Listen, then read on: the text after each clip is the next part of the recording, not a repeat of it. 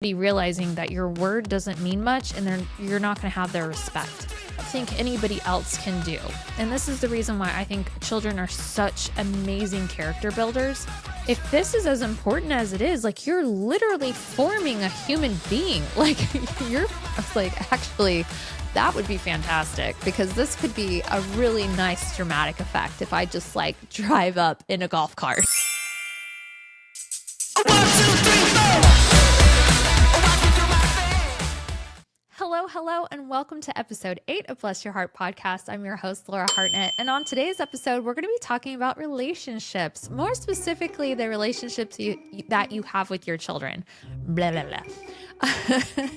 I want to talk about the relationship that you have with your children, because that is one thing I feel like I've been very fortunate to experience, is that out of 5 children, 5 for 5, I feel like I have a very unique and different style and relationship with each one of them.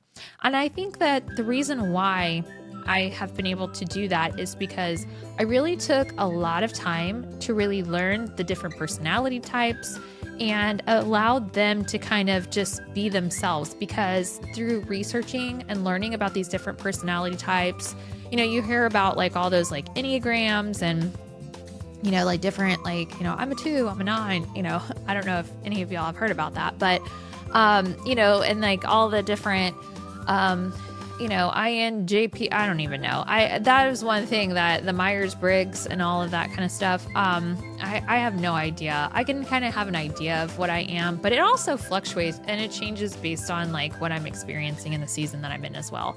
There's been times that I've been way more extroverted, and there's been seasons that I'm a total introvert. So it's just kind of I kind of fluctuate in between those two. But then there's also temperaments, you hear about all the different choleric and sanguine, and I don't even know if I'm pronouncing those correctly, but this is what I say in my head whenever I'm reading it. But they have a lot of different really great books about that and understanding different temperaments, because I think that's one thing that I learned just growing up, is that my mother had a very extroverted personality and temperament, and sometimes the way that we would view certain kids of mine that are more introverted and things like that, oh my gosh, there's something wrong. And then it would cause me such anxiety, because I would just be what, there's something wrong with my kid, what's happening? They don't want to get out, they're depressed, oh my gosh, and then really I came to realize after reading a lot about these different personality types that this is really just their personality. They're totally fine. There's nothing to worry about. Education has always been such a amazing, useful tool to my anxiety. Honestly, as much as anxiety gets a bad rap, I actually think that it's the thing that really helped me learn more, so that was the only way I could ease my anxiety, is through education. So I have become a real geek and nerd about education. If I don't know something like taxes or about business or things like that, I hire coaches and then I learn. Right now I'm starting to do more attacking of finances. So I'm hiring a financial advisor, which I'm hoping that I'll be able to share a lot of that stuff too on what I've learned through that on my podcast as well, because I just want to share all the wealth of information of whatever it is I'm learning. So I will be talking about that as I kind of go through more of that. But right now, going back to relationship, there's a really good book, and I might have touched on it before in previous episode, called Have a New Kid by Friday. And he kind of talks about different personality types. He relates them to birth order and different breeds of dogs. The firstborn is more like a Labrador, just very, just got it together, very by the book, very trainable, and then it's and then the youngest is seen as a Yorkie, where it's fun and lively and yappy and all of that kind of stuff. I'm definitely, because there's the birth order book. This is all by Kevin Leman, by the way. Kevin Leman wrote these great books, the birth order book. Reading about that really helped me understand too, kind of the reason why my kids were a certain way. So what I mean by that is it talked about how the firstborn has a lot of these more organized traits and my firstborn was a girl, and then my secondborn was actually a lot like my firstborn, but because they were a different gender as well, then they can kind of also have a little bit of firstborn traits, because then I had 2 boys after that. So I had my daughter, and then I had my son, and then the subsequent sex after that was 2 more sons. And so that firstborn son kind of started taking on more of a firstborn trait because of his leadership role with all these other, kids. And then I had my secondborn son that ended up being a wild man whenever he was younger.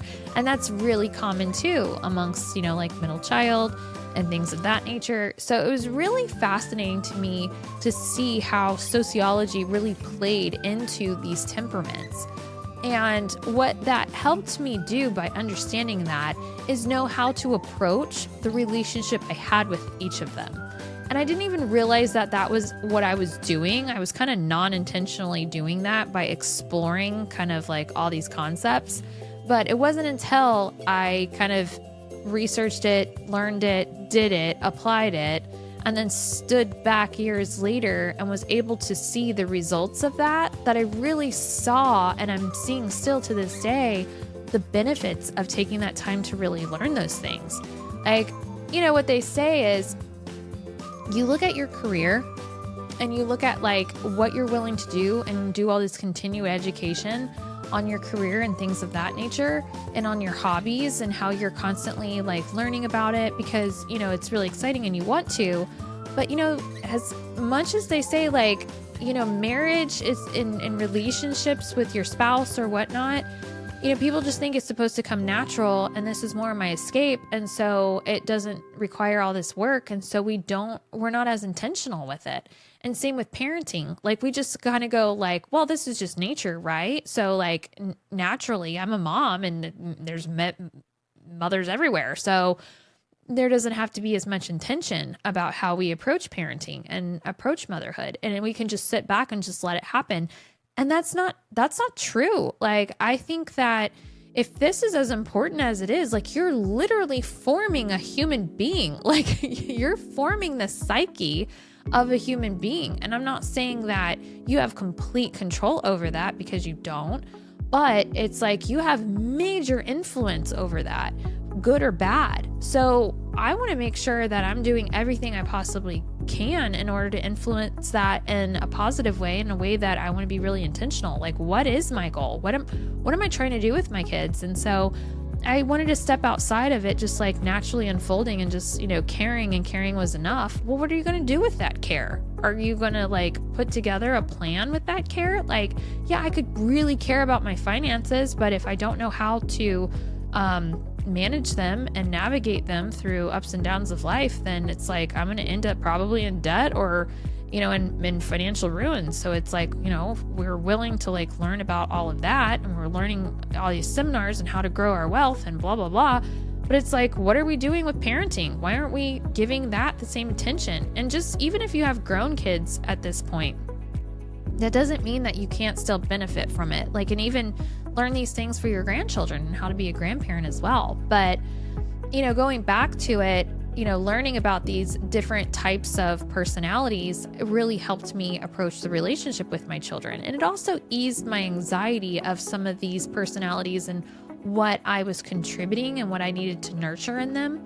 And what I could sit back and go, okay, this is actually, not a flaw. This is just a different, perspective or whatnot. And so I kind of knew what needed adjustment and what I needed to focus on as far as growing certain things in them. Like if one of my children was super sensitive and, instead of being like, man up and just, figure it out. And I started realizing like, how can I, carve this into, if this could be a strength if I let it be, his sensitivity is not, going to be his crutch or something that's like going to always bring him down. It could actually be something that could make him stronger because he's better able to tap into other people's emotions and relate to that. But what's making it a downfall for him right now and a negative trait that he's experiencing is these like major just,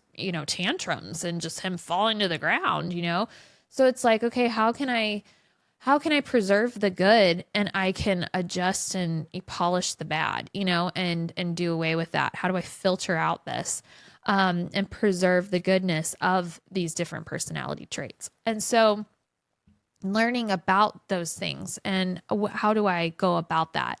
So with that, tantrum and thing like that, it's like, okay, well, what is it that's causing him to do this? Is it the mindset? Is it feeling overwhelmed? Is it he's just tired? Maybe he requires more sleep. Maybe he requires a nap schedule. Maybe he needs, better nutrients. He's a little bit more sensitive to sugar.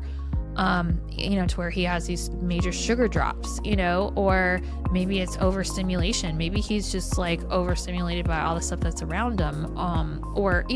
So it's like really understanding. So taking the time to understand your child, once you understand what their needs are, that's where you can really start moving into cultivating a relationship. Because as with any relationship that you're in, the desire to understand is such a loving thing to do. It's such a gift to the person that you're in a relationship with.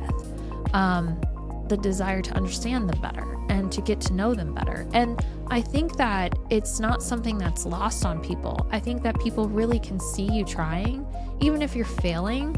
I think reasonable people can really see that you're making that effort. And I think children can see that too. And even if with my teenage children now, I've had a big issue with just like faith. It's like I really want them to have like a really strong sense of faith, but this is a personal thing and I can't just totally push that on them. But yet I still am like, there are certain things I just don't allow them not to do. So, and this could be very controversial. And you know what? I'm willing to totally talk about it because I'm not gonna, I'm open to hearing feedback, but it doesn't change my mind with how I feel about it. If I'm just being honest, like I'm really convinced in the way that I handled this situation. But, a big example is my daughter. I pay for her insurance and I have her, I gave her a car. And she just has to pay for her gas, which I think that's pretty generous. I will fill it up every once in a while for her, just, as an extra thank you when she's doing a lot of things, to help me out and this and that. So I don't, take advantage of any of that. But going back to my story is I, got her a car. But part of the deal with the car is that I said, it's really important to me that my kids, your siblings, make it to church every Sunday. So I said, with that, I need you to make sure you go to church and make sure you bring my kids. And so what I meant by that is it doesn't, if she's going to have the car when she's at her dad's place, then that's extra, I'm allowing you to have that car even on, throughout the whole entire, year, like every day. So that also means even during your dad's week, I still expect you to get to church and to take, your siblings to church.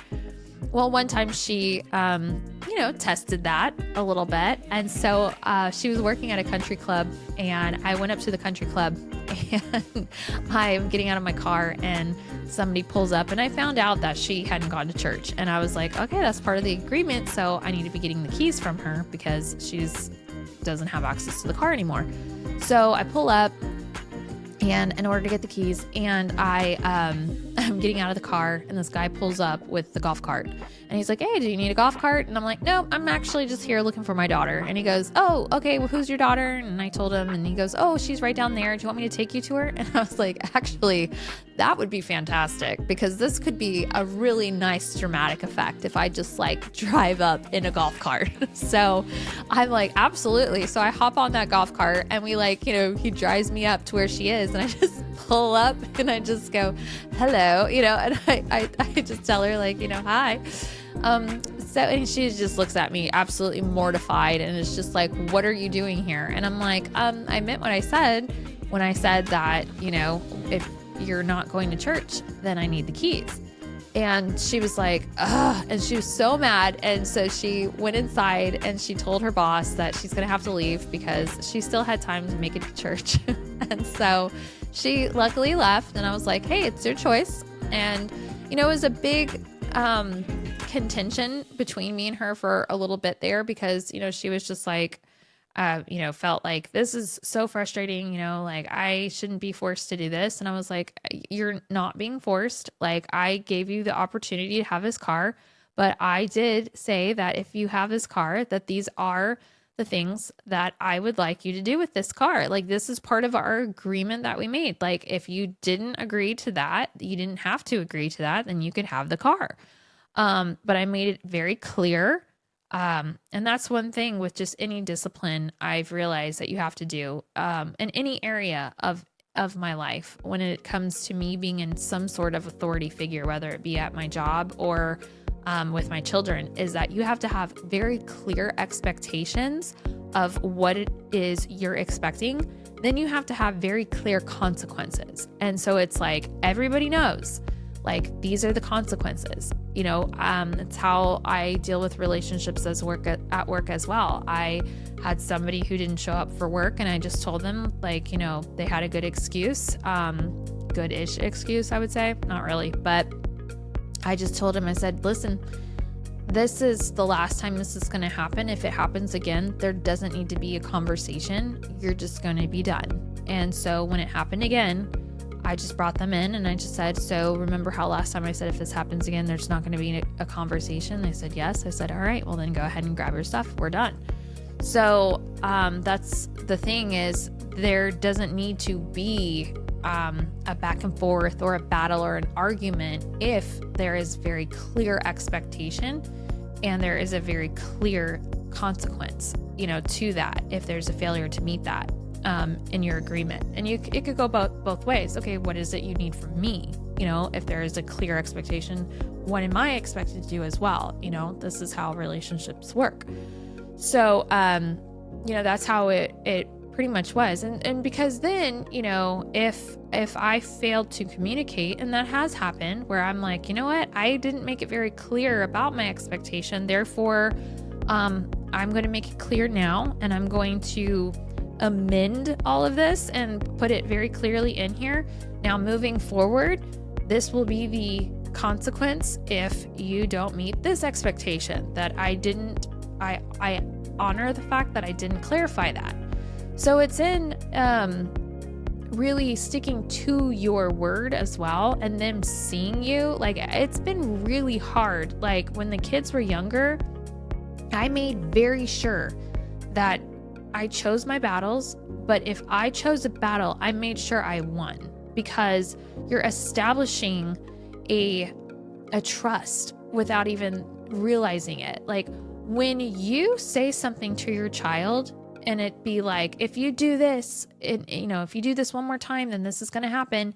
You better than do the what's going to happen. You better follow through. Following through with consequences, believe it or not, that doesn't just mean that it's going to make your life easier whenever they believe that you mean what you say. It actually builds a trust with your relationship as well, because what that is doing is it's saying your words mean something, whether it be about a consequence of an action that they have, or the words "I love you," or "you mean so much to me." It's like you as a parent are demonstrating what your words mean, if they are useless or not. And if you make promises as far as like, I promise you I'm going to get you ginger ale, you better deliver the ginger ale. Like, you know, your kids need to know that your word means something, because that also models for them that you expect them to be that way as well. That when they tell you something, if they are failing to live up to what they tell you, you can say, this is not how we do things. This breaks a trust in our relationship. I expect, because I raised you, that your word means something. Because the truth of the matter is if your word doesn't mean anything in any relationship, whether it be your work relationship or your with your coworkers or your mother, your father, your brother, your sister, your children. If you're only as good as your word, and then that's where trust starts. And so you cannot have a relationship without that trust. So it's really important that don't just say anything off the cuff because it sounds good or it looks good if you can't stand by it. And if you don't have the character to be able to execute the word that you're giving, then you better figure out how to unite those two. Because if you cannot unite those two, then you're going to suffer the consequences of somebody realizing that your word doesn't mean much, and you're not going to have their respect. And I think that children are no different. Like, they're no different. They will actually be the ones that will really, really push you to really expose who you are as a person. Because what children can do that I don't think anybody else can do, and this is the reason why I think children are such amazing character builders, is that you really learn about who you are and your triggers based on who you marry and the children that you have, because they will bring out in you like childhood like hurts that you didn't even realize that you had. Like, all of a sudden something will trigger you, and you'll be making if you're still healing from like a childhood trauma, let's say, you know, your mom was always so like, you know, mean to you over, you know, and so strict about your diet or whatever. So it's like you become like the pendulum swings completely the other direction, and you become so lax that then you create a whole nother problem, you know? So it's like, if you don't approach it from a place of like, you know, resentment from your mother, and you approach it as what very like even keel from a very neutral state of, what's best for my child, not what did I wish, and projecting this onto, you know, this hurt, you know, onto my child and what their needs are. It's like you'll find yourself really like creating these relationships with your kids without even realizing it, of like resentments and hurts and pains that you've had with your parents. So it really makes it to where you have to work on yourself, and you have to heal hurts, and you have to heal other relationships in order to be able to come from a neutral point to really parent and do what's best for your kids. I mean, it's really remarkable the way that it's all set up that way. But that's why, to me, parenting is so hard, but it's such a gift, because through parenting, you can become really the best version of yourself if you choose to do it intentionally. And you don't just like, you know, just half-ass it, you know. Sorry, I said I wasn't going to, you know, say words like that, but oopsie, I promise I'm going back. So, you know, that's my whole point, is that, you know, just sticking to your word and sticking to the consequences and follow through, that builds trust. And my children from a young age, you know, we have some crazy stories of me telling Wesley, like, if you do that again, we're going to go, and if you get out of your seatbelt again, we're going to take you to the police station. And guess what? He got out of his seatbelt, so I had to drive him straight to the police station. And luckily it was closed down, but that poor baby's face whenever we were walking up to the police station about to open up that door so he'd go talk with an officer about why he needs to stay in his car seat. I mean, and he was so young too. Like, poor baby. I was really hard on them, but you know, my kids learn from a very young age that if mom says something, she means it. And so I better listen to her. And I would always follow it up. With a very nurturing statement as well. And I still am very big on that now. And what I mean by that is saying, you know, it is in every fiber of my being to want to make you happy. Your happiness is really way too intertwined with my own, like way too intertwined. When I see you happy, it makes me so happy.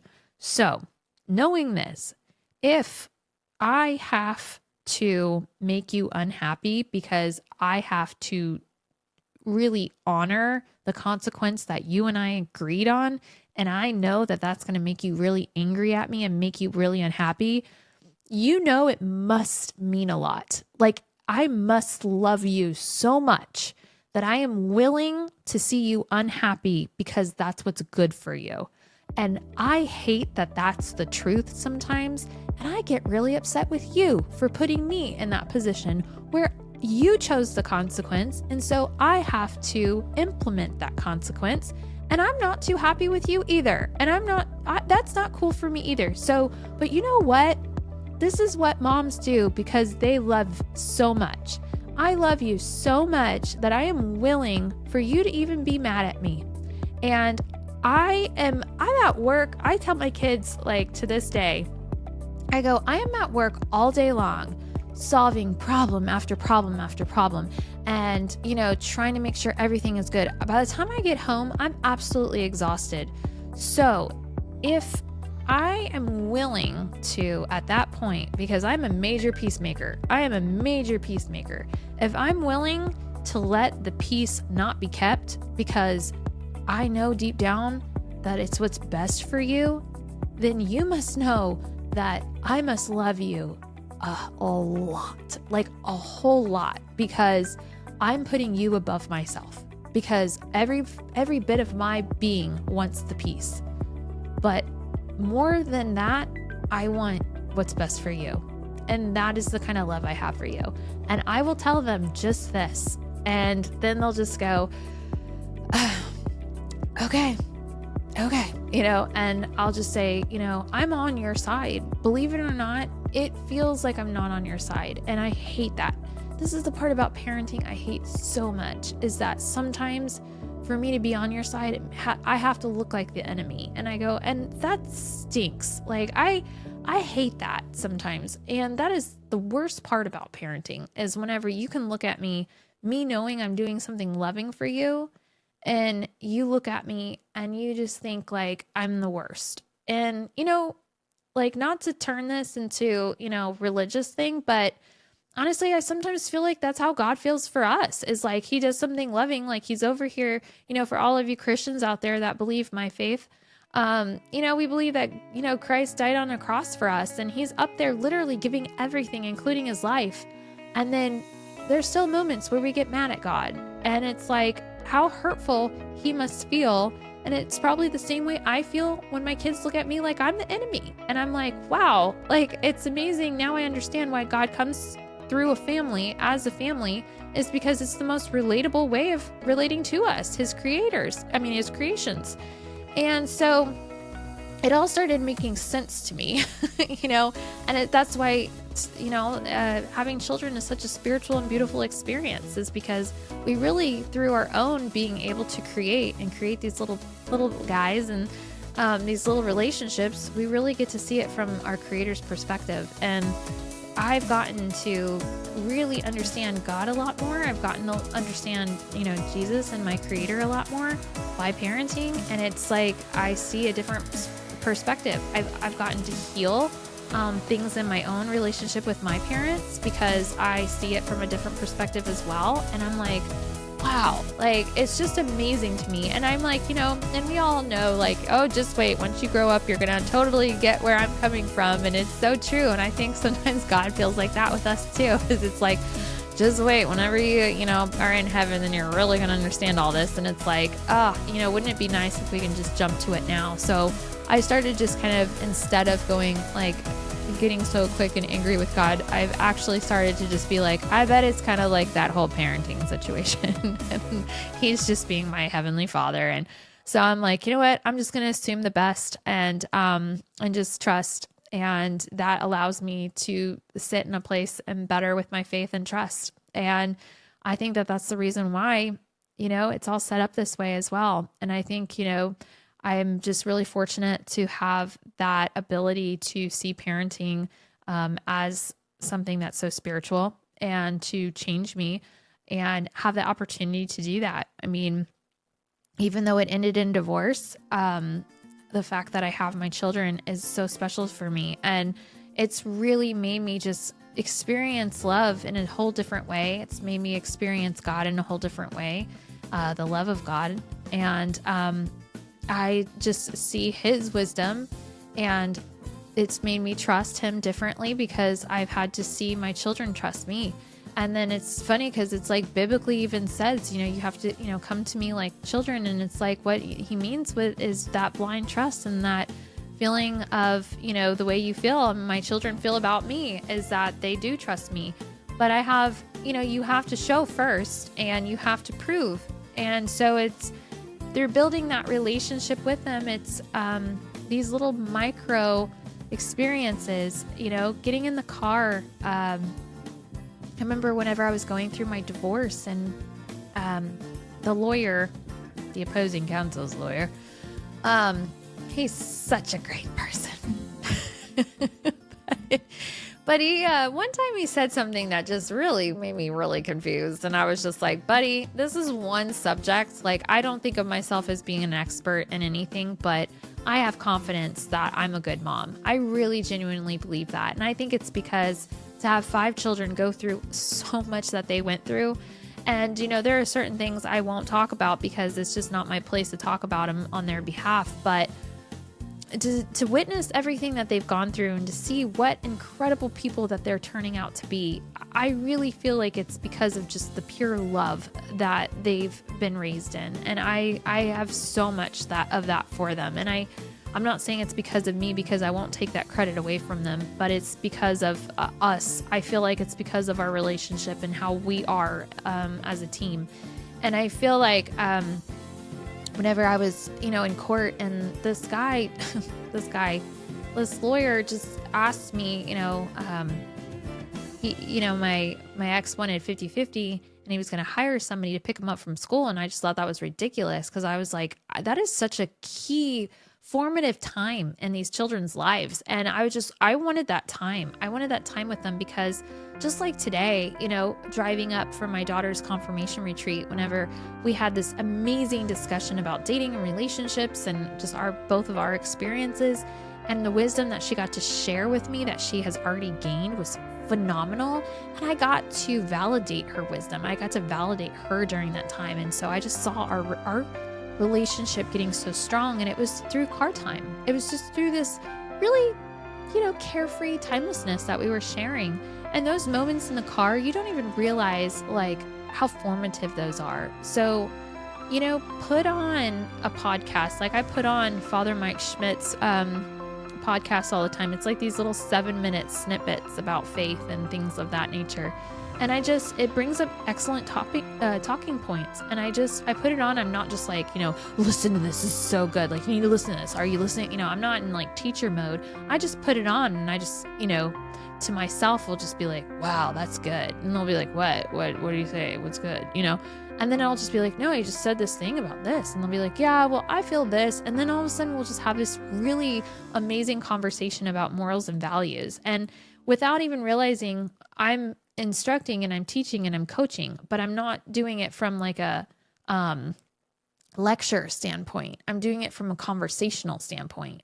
And just that conversation piece, that's from more of a relational, and it's not forced, and it's not from this authoritative state that I feel like parents will sometimes try to get into.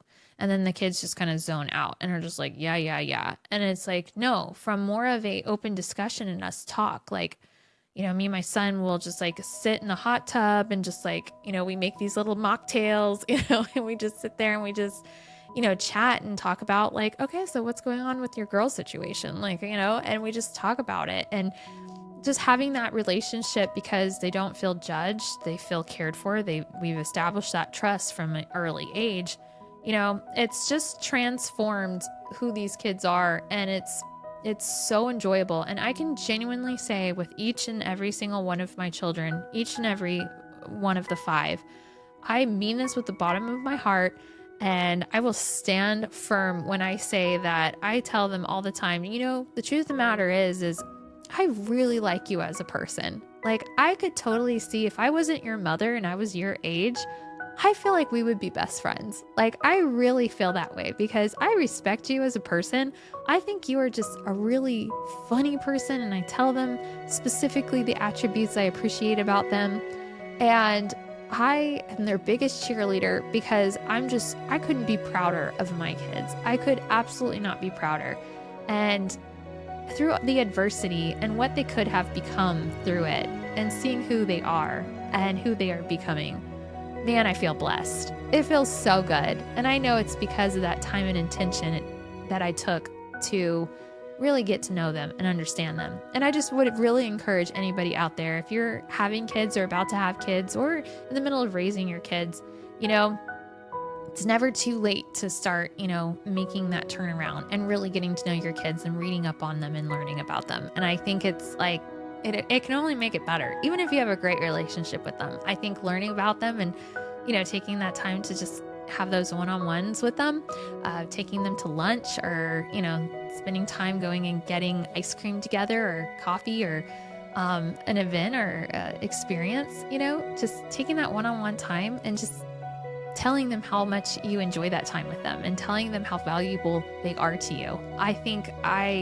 it's changed my life, and it's made me appreciate just the things. And, my life's not perfect, and there's plenty to make me upset or worry about it. But when it comes to my children, they're definitely not one of them. And I've given them completely to God and asked for his help to raise them.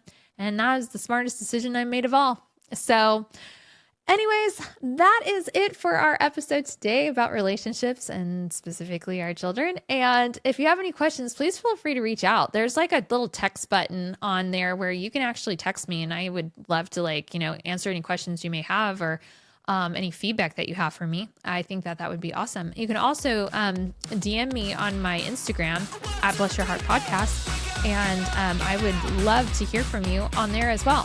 Make sure you subscribe and follow me for more. And I will talk to you next time. Thank you so much, everyone. Bye-bye.